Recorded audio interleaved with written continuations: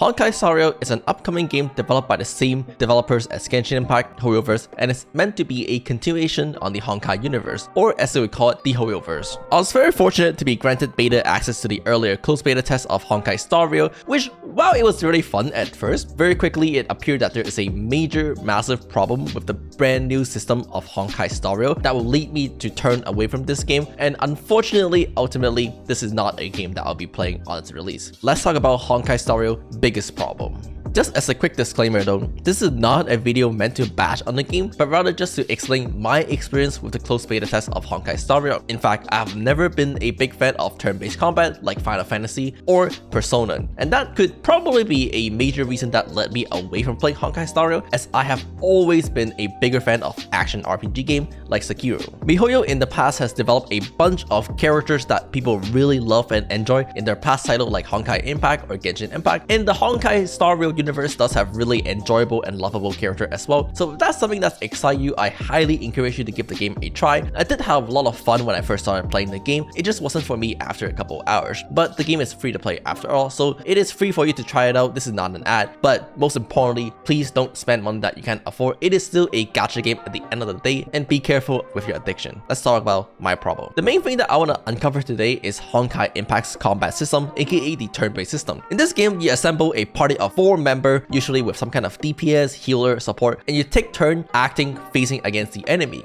At the very top left of the screen, you can observe what we call the action list. This indicates what turn it is and which character is available to act. And you effectively just take turn between your characters and the enemy characters to attack each other. Some characters have faster attack speed that potentially allow them to attack twice before the enemy is able to. But you get the general idea. You just kind of go off one after another. When it comes down to your turn, each character basically have 2 available actions. You can either perform a basic attack, which generate you a skill point indicated by this star here, or you can consume a skill point across your team to cast their signature skill instead, which is the button smaller on the right side of the screen. In addition to that, every character also have a signature ability, kind of like an elemental burst from Genshin Impact, which you can use anytime your energy is full. This ability do not cost you a turn and can be casted anytime, so you kind of just cast them whenever they're off cooldown or whenever they're recharged. There's also kind of an elemental system in the game, kind of denoted by the character's colors, but unlike Genshin Impact where doing reactions is a thing, elements in this game are really just counter element. They're just meant to break shield. Most of the time, enemy will have a shield indicated by the white bar on top of their head, but alongside that will be a couple elements that counter that enemy. And basically, instead of trying to create elemental reaction with your characters, you want to match your element with the same colors on the enemy to do bigger shield damage to their enemy. For example, this enemy here has a red colors on top of their head, indicating that they're weaker to pyro element. In this case, casting a pyro attack onto them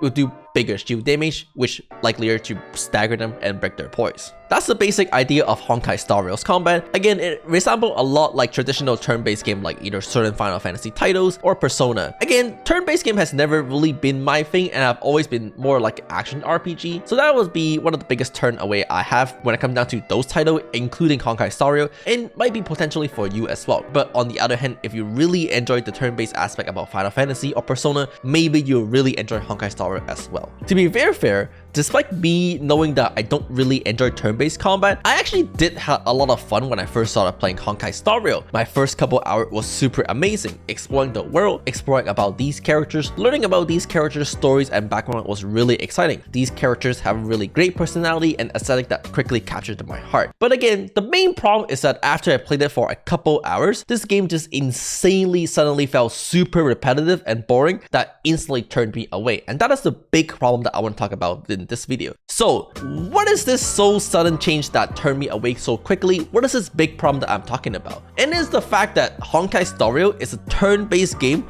with 2 button. The problem is that on each turn, you can either choose one or the other available action. You have a total of 2 choices. You can either do a basic attack, or if you have a skill point, you can choose to instead spend a skill point to do your signature skill instead. There's absolutely no other decision-making process in the game. There's absolutely no other available action in the game. You don't really get to choose when your turn goes. You kind of just follow the action list, and your elemental burst or your signature ability doesn't really have a decision-making process either. better since it doesn't consume a turn. So you can just cast it whenever they're off cooldown. There's no such thing as, oh, I'm gonna save my turn for the signature ability. And effectively, you're just gonna be pressing the 2 button, one or the other, the entire time, over and over and over. It might be on different characters, it might be a little different depending on how you want to combo, how the turn is going. But in general, your decision comes down to either pressing the button on the left or the button on the right. Games like Final Fantasy or Persona have dramatically more action that you can take. There's a lot more choices when it comes down to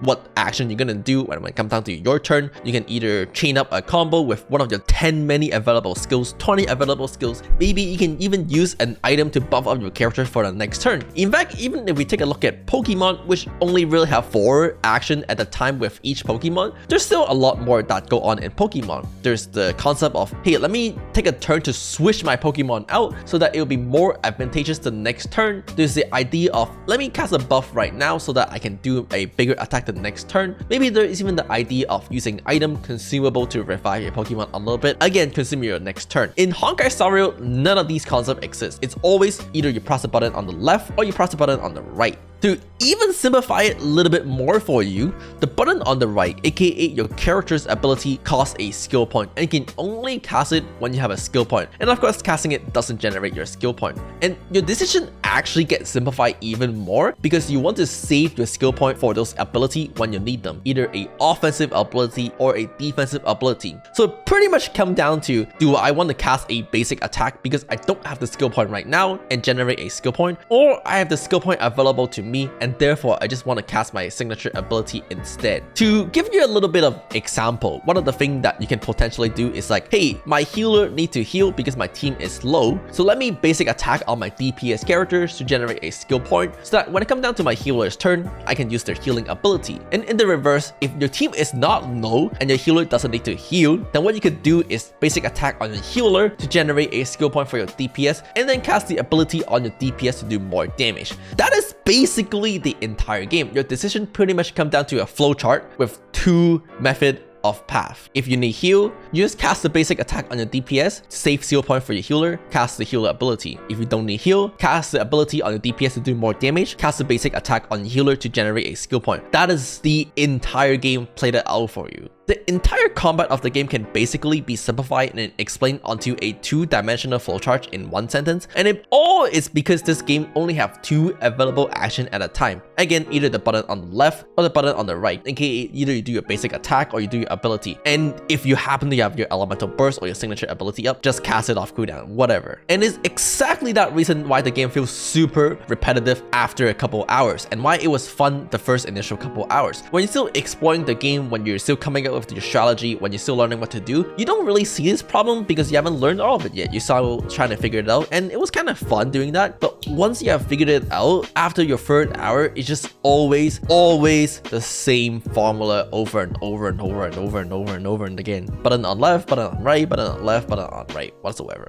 The fact that Honkai Star only have 2 available action at the time means you can't really come up with a strategy that's really different than the others. Your strategies pretty much come down to the same all the time. Which brings me to the next problem. If strategy is not what actually wins you the battle in a turn-based combat, what actually do matter? The answer is stats and only stats. A strategy doesn't really matter anymore since you only have 2 buttons and it's the same thing again and again. The only thing that determines if you win or lose is if you have higher stat than the enemy or if the enemy have higher stat than you. Which means this game is insanely stat checky and is absolutely super pay to win. This is one of the biggest things when it comes down to turn-based game, is that when you hit your ability, you just do that amount of damage. Always, with no exception. Turn-based games in general are very stat checky because you can't really miss an ability. Maybe sometimes there's RNG factor that you have to play around, but in general, if you press the button, you expect it to do the thing, and it probably is gonna do the thing, which just overall results in the game being really stat checky. With Honkai Star only having 2 buttons and it being a gacha game and it being like super grindy with the artifact system, it really worried me how pay to win the game will be, especially for an end game. Oftentimes when you lose lose to a battle, it feels like you were just understated for the battle rather than because you employed the wrong strategies. With Honkai Star Rail being a gacha game, it means that character acquisition would be much more difficult compared to traditional turn-based game, again like Final Fantasy or Persona. Because instead of assembling a team to create a strategy that you like, sometimes you might just be missing key component or key characters because you couldn't gacha for them, you couldn't afford for them, or the gacha god just didn't really like you, and therefore you completely failed to implement that strategy that someone else might be running. The biggest culprit of this in the beta was Seela, who is the feature's 5-star character, who is ridiculously overpowered and can just solo the entire enemy team by herself despite being a single target carry because her speed was so high and she has a passive that let her attack again if she killed an enemy. The Seela strategy in the beta test was so dominant because you can just take, let's say, 8 to even 9 attack in a row, and I swear someone out there did a 11 attack combo on Seela alone so the enemy never get a turn to attack. Why give the enemy a turn to attack if you can just attack again and again and again and again and again and again and again? But of course this is only possible if you either spend money to roll for the feature's 5-star character Seela, or you got really lucky or you saved up a lot of currency over time. And with that being said, there's no way you're gonna ever get every single character without spending. So eventually you're gonna run into this problem with potentially the next feature's 5-star characters, or maybe the one after that. Honkai Star Rail in many ways implement the exact same system as Genshin Impact when it comes down to its gacha. There's a pity, there's like 50-50, whatever. You get the idea if you're coming from Genshin Impact. AKA, it is not really generous. But the most important is that you can always roll for a duplicate of the character to continuously evolve those characters, aka constellation. And the thing about Honkai Star Rail being a turn-based game is that constellation always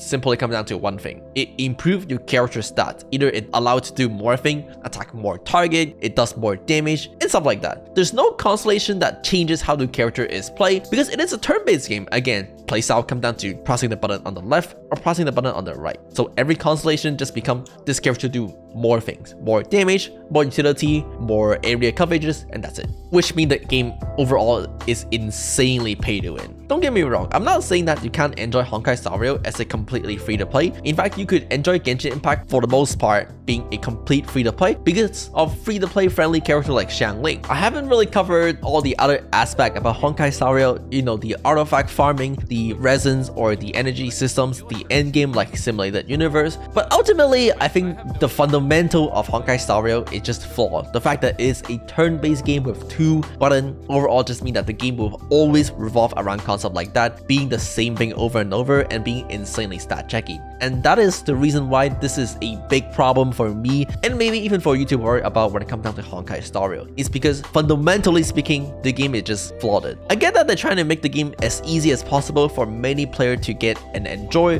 This is the formula that kind of worked for them for Genshin Impact. Genshin Impact is a super easy game to get into. It is super casual friendly. So maybe they want to replicate the success with a turn-based game in Honkai Star Rail by making it as easy as possible for most players to enjoy. And again, maybe you will still enjoy the game and the game is free to play, so you can still try out the game and maybe you'll like it and disregard everything I say in this video. But for me, who has always been looking for those action RPG, higher level of content, min-maxing, endgame, Honkai Star Rail just isn't really for me. And for that reason, I won't be playing Honkai Star Rail. And that's really it. And with that being said, thanks for watching. Don't forget to subscribe as always, and I'll see you guys next time.